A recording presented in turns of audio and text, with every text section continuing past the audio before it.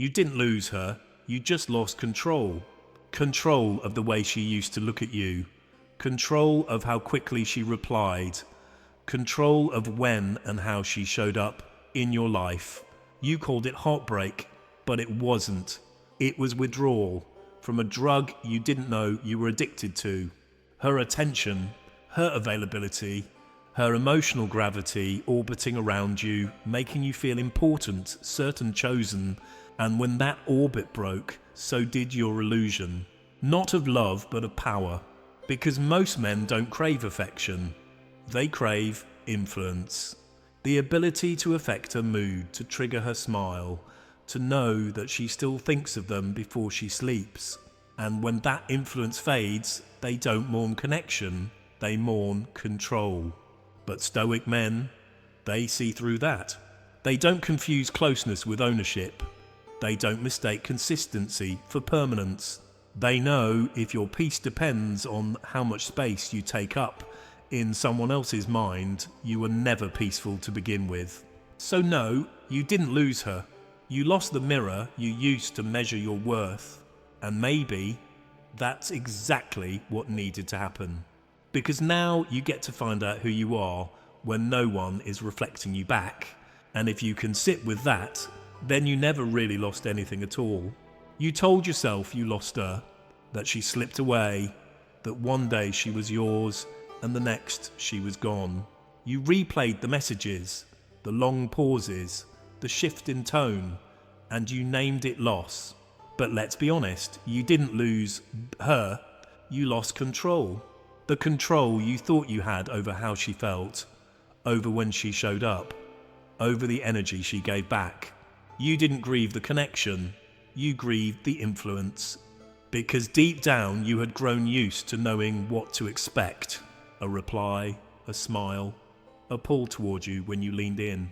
And when that rhythm broke, you didn't know what to do with the silence. So you called it heartbreak. But stoic men, they ask deeper questions. They don't just react to absence, they interrogate their reaction to it. What part of me thinks I've been abandoned? What exactly did I believe I owned here? Because here's the truth. If her pulling back shattered you, it's not because you love too deeply. It's because you built your emotional safety on her predictable response. That's not love. That's control dressed as connection. And most men don't see it. They confuse routine with bond. They confuse response with attachment. They confuse familiarity with depth. But when she stopped responding the way she used to, you didn't just feel confused. You felt exposed. Because now you were no longer the one steering. And if you're honest, that's what really broke you. Not her absence, your loss of grip. Because when someone leaves and you spiral, it's rarely about them. It's about what they took with them that you were using to stabilize your identity. Her presence wasn't just warm, it was a structure. And now you're standing without it. But here's the invitation. What if that structure was never real? What if the safety you felt was just borrowed certainty based on things you never actually controlled? That's not love lost. That's illusion interrupted.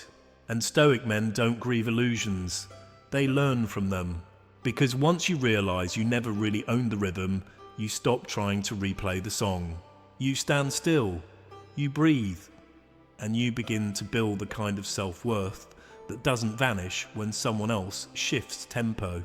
That's not detachment. That's clarity. So no, you didn't lose her. You lost the illusion that you were the one in control. And now you get to find out what happens when love becomes a mirror, not a puppet. And when presence is chosen, not manipulated. That's not a tragedy. That's the start of your liberation. You think you miss her, but what you really miss is the leverage. You miss the version of her who lit up when you walked in, the one who replied quickly, who leaned in when you leaned out, who paused her world to orbit yours. You don't miss her. You miss who you were when she still responded the way you liked. You miss the control, the predictability, the feedback loop. Because when she changed, when her tone shifted, when her energy softened, when her gaze no longer locked onto yours, you didn't say, "She's growing." You said, "She's slipping." But slipping from what exactly? From the role you quietly cast her into, from the place you assigned her in your story, from the choreography you expected her to follow without ever saying a word. And now that she's off script, you call it loss. But what if it's not? What if it's just the removal of an influence you were never entitled to? Because here's the hard truth. A lot of what we call connection is just emotional leverage. We learn what makes her lean in and we repeat it. We offer affection with subtext. We stay calm to remain desirable. We compliment at the exact moment we feel her drifting, not to express love, but to pull her back in. It's subtle, it's quiet, and it's everywhere. So when she stops dancing to that rhythm, we panic. Not because we've lost love, but because we've lost control over how we're received. And if your self-worth is built on being received a certain way, then every silence feels like rejection. Every boundary feels like betrayal. And every shift feels like a test you didn't study for. But stoic men don't cling to that kind of leverage. They don't equate influence with intimacy. They don't need to be mirrored to know they exist. They show up fully, offer fully, and allow others to move freely. Because if your peace collapses every time someone pulls away, then you weren't grounded in love. You were balancing on control. And control when lost always feels like heartbreak, even when it's just ego watching its influence fade. So ask yourself, do you miss her? Or do you miss the version of yourself who still felt powerful in her presence?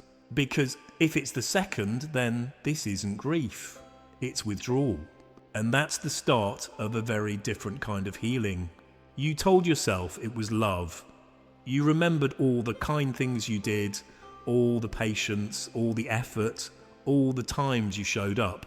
But ask yourself, was it love or was it emotional strategy? Because looking back, so much of what you gave wasn't truly unconditional. It was timed, calculated, measured.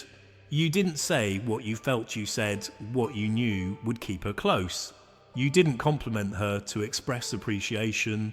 You complimented her to soften her edge, to pull her energy back towards you when it started drifting away. You didn't hold space for her. You held space for influence, to make her feel safe enough to stay, but not free enough to leave.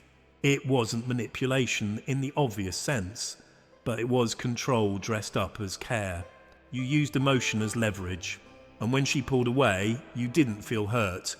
You felt powerless, because all the tools that used to work stopped working. Your gentleness didn't bring her back. Your vulnerability didn't draw her in. Your consistency didn't make her reconsider. So now you're left wondering, was it ever real? And maybe it was, but maybe not in the way you thought. Because real love doesn't move in reaction to fear. It moves in alignment with truth. But your love, it adjusted, it adapted, it reacted, not to what was real, but to what was effective. You learned her patterns, you studied her silence, and you responded not with truth, but with tactics. You weren't building connection, you were managing emotional access. And when that access closed, you called it rejection. But it was just a reminder.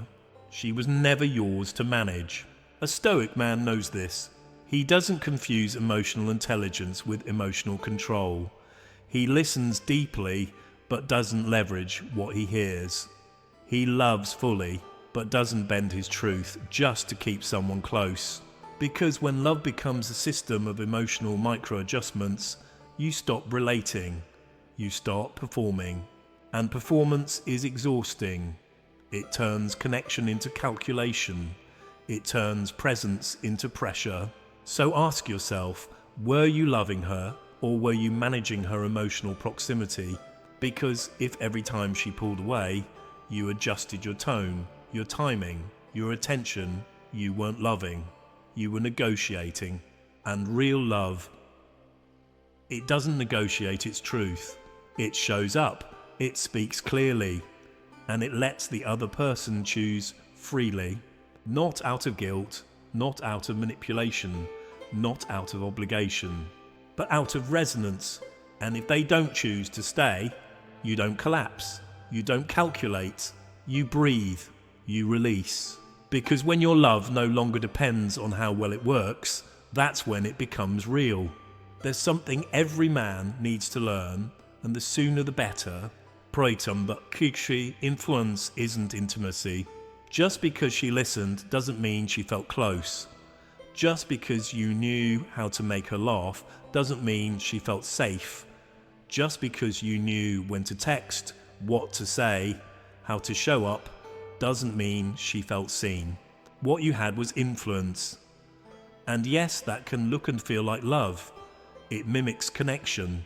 It creates feedback. It gives you just enough emotional reward to feel meaningful. But influence is about effect. Intimacy is about depth. And if your connection relied on keeping her engaged, you weren't close. You were strategic.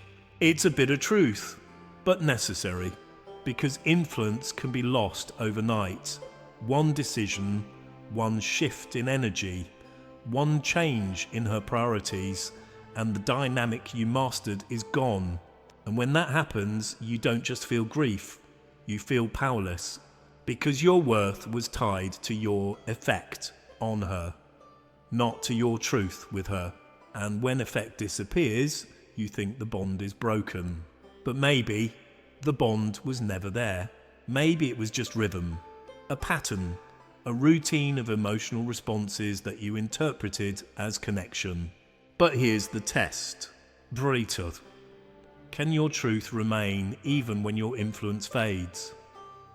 Because if you go silent when you can no longer sway her, if you withdraw when your impact disappears, you were never in it for intimacy. You were in it for power. But stoic men don't confuse power with presence. They don't need to be effective to feel real. They don't love for response, they love in alignment. Which means, if she's close, they love. If she's distant, they still love. If she pulls away, they don't perform. They hold. Because intimacy isn't about the outcome, it's about the honesty you offer regardless of what it gets you. And if she chooses to step away, they don't spiral, they don't escalate, they don't scramble for emotional control. They remain. Because love, when it's rooted, doesn't chase validation. It radiates presence. So ask yourself, when you were with her, were you close because she felt you, or because she reacted to you? Because if you confused her reaction for her connection, you weren't in love. You were in control. And love that depends on reaction dies the moment silence walks in. But love that lives in truth remains even when no one claps, even when you have no effect left, even when you let go without needing to pull anything back. You told yourself you were calm, mature, emotionally grounded, and maybe you were. As long as things went your way, as long as the replies came quickly, as long as the conversation stayed light, playful, and safe. But the moment she pulled back, so did your composure. Suddenly your mind raced, your tone changed, your confidence cracked, and that's when it hit you. Your calm wasn't real, it was conditional. It wasn't rooted in presence, it was propped up by control. You were peaceful as long as you felt powerful. You were centered as long as you were being reflected back. But when the reflection disappeared, so did the man you thought you were. And in that space, the real work begins. Because it's easy to be calm when you're being agreed with, when you're being affirmed, when someone is still orbiting your emotional framework. But the stoic man, he doesn't confuse situational comfort with inner stability. He knows Semne. Peace isn't proven when things go well. It's revealed when they don't. When she goes silent, does your breath change? Do you rehearse messages? Do you pace? Do you scroll for signs? Do you check in under the mask of care? When really you're just seeking control. If yes, then your calm wasn't calm. It was a contract. I'll be okay as long as she stays close. I'll be stable as long as I still feel her leaning in. But here's the truth. That's not emotional maturity. That's emotional leverage disguised as composure. You weren't steady. You were managing. You weren't detached. You were performing stillness, hoping she'd respond fast enough to keep you from unraveling. And when she didn't, you unraveled anyway. So here's the invitation. Be honest about how fragile your calm really was. Don't shame it. Don't hide it. Study it. Let her absence teach you where you were still outsourcing your balance. Because if your nervous system needs her attention to feel like a man, you've built your masculinity on sand. Stoic men don't need constant reassurance to stay rooted. They don't collapse at the first sign of distance. They let the space show them what's real and what's reactive. Because when your calm becomes unconditional, when it remains even when nothing goes right, that's when it becomes power. Not power over her, power over yourself. So next time she pulls back, don't just watch her, watch you. And ask, was my peace ever real, or was it just a strategy to keep her from leaving?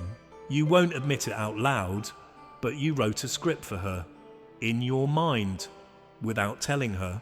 A quiet, invisible script about how she was supposed to respond, how she was supposed to feel, how the story between you was supposed to go. You had lines for her, moments she was meant to validate you, pauses she was supposed to fill with closeness, moves she was expected to make to reassure your role in her life. And for a while she followed it. Or maybe she didn't, but you interpreted her presence as agreement with the story. Then something changed. Her pace slowed, her tone shifted, her eyes didn't linger the same way, and suddenly she wasn't playing the part anymore. So what did you do? You didn't rewrite the story. You blamed the actor. She changed. She's distant. She doesn't care. But here's the truth. She didn't ruin the story. She just stopped following one she never signed up for. You weren't in a relationship. You were in a fantasy one held together by assumptions she never agreed to. And when she stepped out of the script, your identity cracked. Not because she left, but because the version of you that existed through her reactions no longer made sense. You didn't lose love. You lost the illusion that someone would play the role you rehearsed in your head. That hurts. Not because she betrayed you, but because you felt entitled to a story she never promised to play out. And that's where many men break, not from heartbreak, but from disorientation. When the script collapses, they don't know what to do. They cling, they chase, they rewrite scenes in their head, hoping she'll come back to a version of herself that only ever existed in their design. But stoic men, they don't write scripts. They write presence. They meet people where they are not where they imagine them to be. They allow change. They expect movement. They know connection isn't choreography. Because the moment you require someone to play a fixed part so you can feel stable, you've already stopped loving them and started using them. So ask yourself, did you love her, or did you love the version of her that kept your ego from unraveling? Because if her changing shook your foundation, maybe you weren't standing on love. Maybe you were standing on expectation. And when expectation breaks, don't resent her for stepping out of character. Thank her for showing you the part of yourself that was still performing too. You called it rejection, but maybe it was just resistance, not to you, to the role you kept trying to place her in, to the unspoken pressure, to the story she was expected to keep reading from without ever holding the pen. She didn't say, "I don't want you." She said it with her silence, with her delay, with the way she stopped folding herself into the shape you found most comforting. And when she did, you felt hurt, confused, maybe even angry, because it felt personal, like a verdict, like a dismissal of all your effort.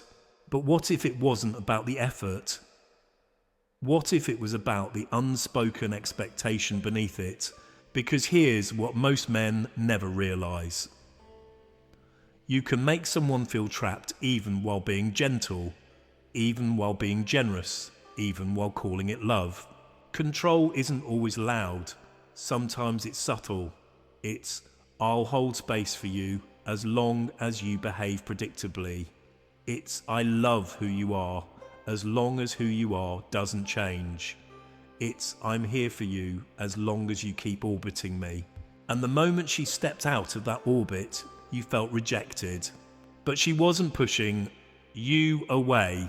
She was pulling herself back into sovereignty, back into self-direction, back into her own rhythm, not one managed by your approval. She didn't abandon the connection. She just stopped abandoning herself to preserve your comfort. And that shift wasn't rejection.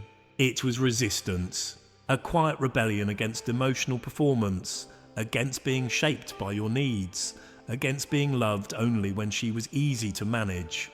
And that's hard to hear, because most men think that if they're kind, calm, attentive, they deserve consistency, but love doesn't obey your strategy. It responds to truth. And her truth was simple. She didn't want to keep playing a role she didn't write. So ask yourself, did she reject you or the structure you tried to build around her? Did she walk away from your presence or from your pressure?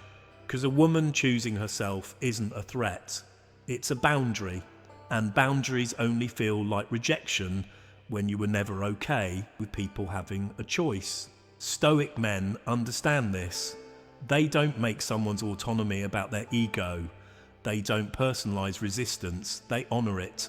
Because resistance isn't always defiance. Sometimes it's self-respect. And when a woman stops dancing to the rhythm you orchestrated, you don't chase her tempo. You return to your own.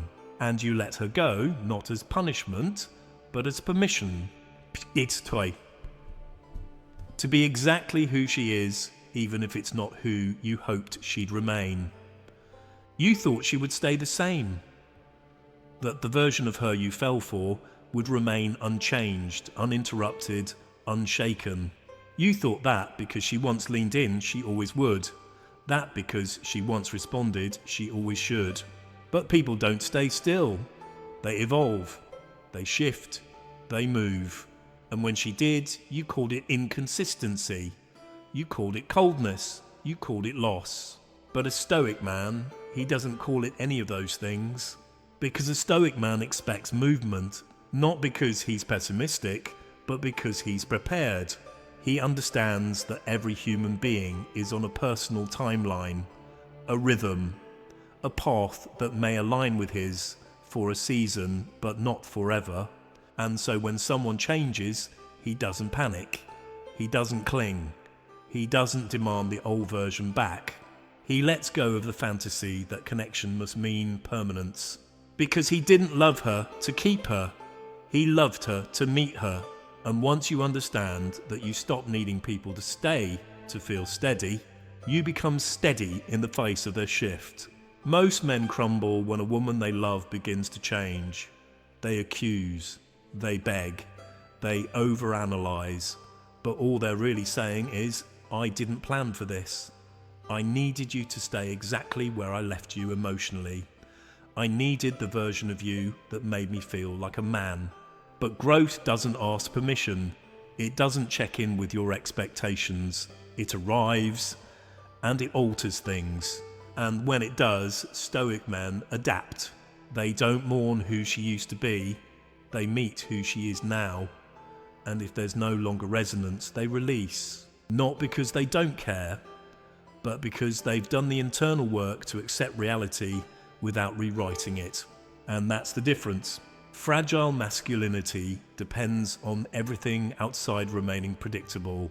Stoic masculinity depends on everything inside being unshakable. So when she stops reaching out as often, he doesn't assume she's ungrateful. When she takes space, he doesn't assume she's replacing him. He waits, he watches, and he checks in with himself, not to suppress, but to stay centered. Because women will move, their emotions will shift, their lives will evolve, their needs will change, and you can't stop that. But what you can do is make sure your sense of peace doesn't depend on how still they remain. You can build the kind of internal presence that stays calm in motion, that welcomes growth in others without fearing loss in self. So ask yourself, did you expect love to stay frozen just to feel secure? Or are you ready to meet love as it moves? Because that's what Stoic men do. They love in the present, not the past.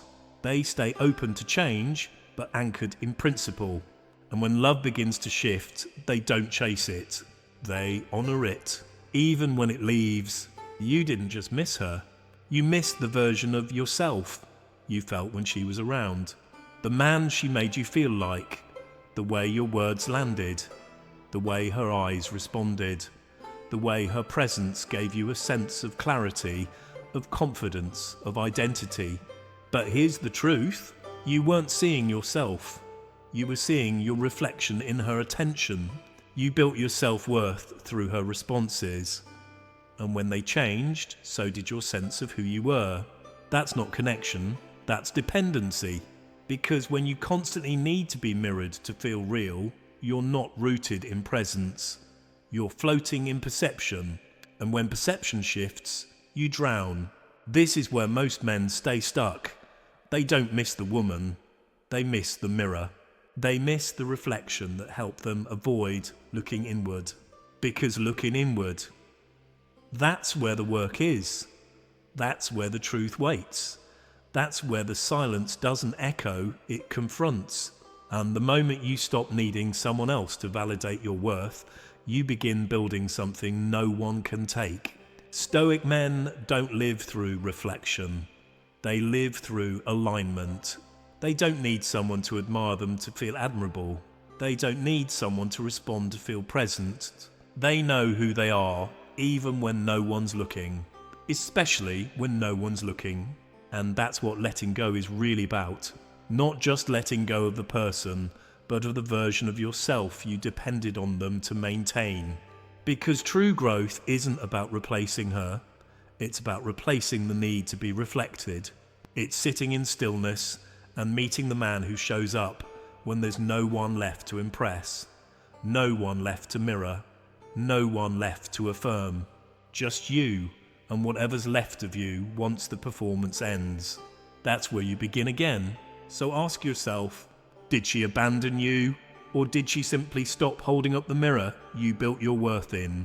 And if that mirror is gone, can you still stand? Can you still breathe, still lead, still love, still walk forward without needing someone else to say you're enough? Because when you let go of the need to be reflected, you stop chasing confirmation. You start embodying truth. You become the source instead of the seeker. And that shift, that's the beginning of real presence, real masculinity, real peace. Not because she stayed, but because you finally stopped needing her reflection to feel like a man. You became the mirror, and you didn't need anyone to hold it up for you.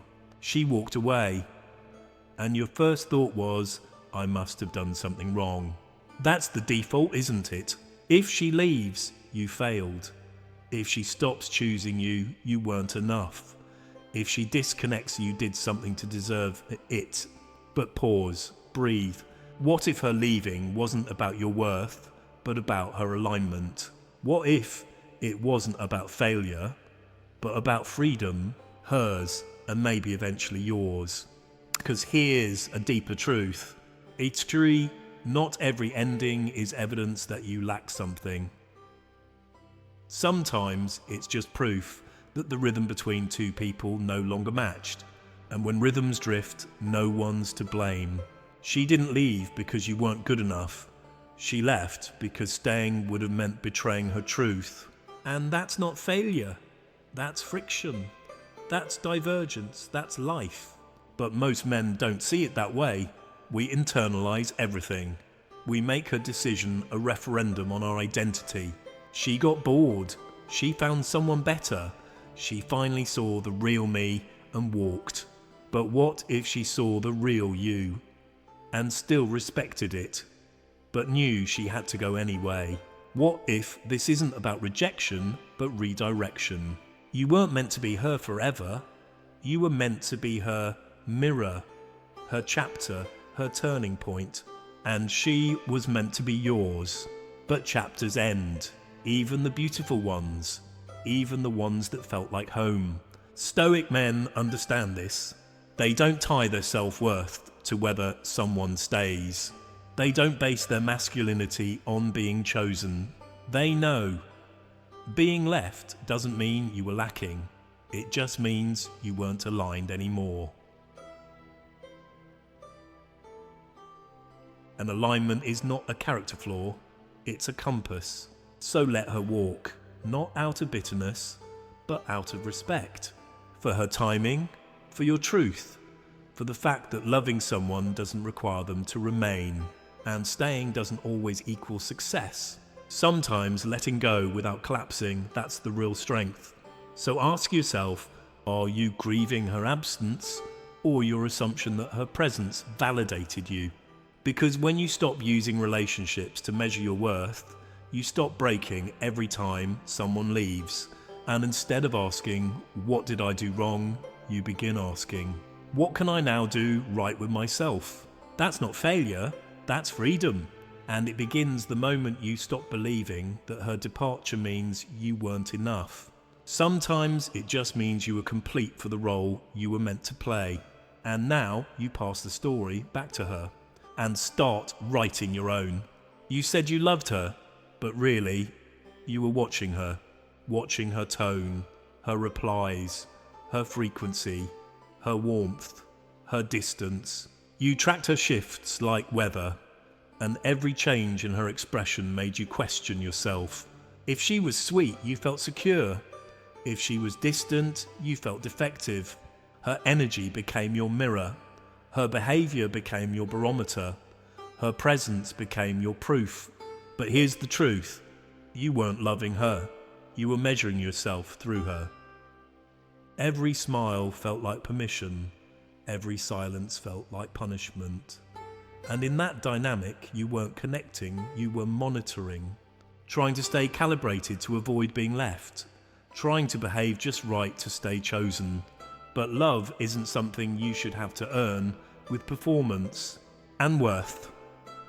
That's not something that rises and falls based on someone else's moods. If the only time you feel okay is when she's responsive, you've handed her the keys to your entire emotional identity. And when she walks, you don't just lose her, you lose your reflection, your scaffolding, your validation loop. That's why it hits so hard. Not because the bond broke, but because your measurement system collapsed. Stoic men don't build themselves that way. They don't outsource their value to someone else's attention span. They don't rely on constant feedback to feel real. They show up in alignment and let people come and go without it shaking their core. Because they know, Murray, when someone else's reaction becomes the ruler of your self-worth, you will always live in emotional debt. You'll keep adjusting, keep pleasing, keep shape-shifting just to stay visible. But visibility isn't the same as intimacy, and reaction isn't the same as love. Real connection begins when you stop needing someone's behavior to reflect your value back to you. So ask yourself, did I love her? Or did I love how I felt when she loved me? Did I trust myself? Or did I trust her reflection of me more than my own? Because if you disappear every time she stops affirming you, then maybe you haven't met the version of you that can stand on his own yet. But you can. It starts when you put the mirror down, when you stop watching her to understand you, when you stop making her presence a condition for your self-respect. That's when it gets quiet. That's when it gets uncomfortable. That's when it gets real. And from there, you build, not for her, but for the man who finally knows. He was never supposed to be measured by anyone but himself. You tried to hold on, with your words, with your patience, with your silence, with your subtle attempts to not care too much, so she'd care more. But in the end, she still walked. And maybe now you're left with this ache. If I let go, does that mean I lost? But that's the wrong question. The better one is, Boiti, was I ever holding anything that truly belonged to me? Because here's the truth, you weren't holding her. You were holding a moment, a version of her, a rhythm, a role. And when she evolved, when she shifted, when she reclaimed her own pace, you didn't lose her. You just finally saw that you never had the control you thought you did. And that realization, it's not weakness, it's not defeat, it's the start of a different kind of power. Because real strength isn't in keeping people close. It's in staying whole when they drift away. It's not in convincing someone to stay. It's in respecting their movement without collapsing. It's in letting go without resentment, without stories, without the need to rewrite what happened just to make yourself feel better. Because you don't need to win the narrative to walk in peace. You just need to release what was never truly yours to direct. Stoic men understand this. They don't carry chains made of expectation. They don't tie their masculinity to outcomes. They live in alignment, not attachment. They give fully and let the world respond however it will. And when it doesn't go their way, they don't flinch. They don't punish. They don't shrink. They breathe. They bow to reality and they walk forward without bitterness. Because freedom begins the moment you stop needing to control what was never in your hands. So let her go. Not because you've given up, but because you've grown up. Not because she didn't matter, but because you've stopped pretending that love only matters if it stays. Let her go without needing a story, without blaming her, without blaming you. Just let go. Because some endings don't require explanation. They require elevation. And now, you're free to stop managing, to stop reacting, to stop performing strength, and to finally live it. Quiet, rooted, unattached, but never disconnected. That's real strength, not in who stays, but in who you become after they leave. You weren't mourning love, you were mourning control. The version of her that smiled at the right time, responded quickly, reflected your worth back to you.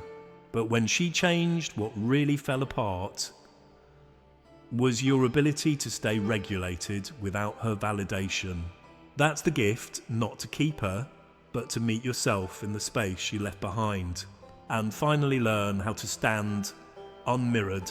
What part of her behaviour were you secretly depending on to feel okay? And who are you now without it?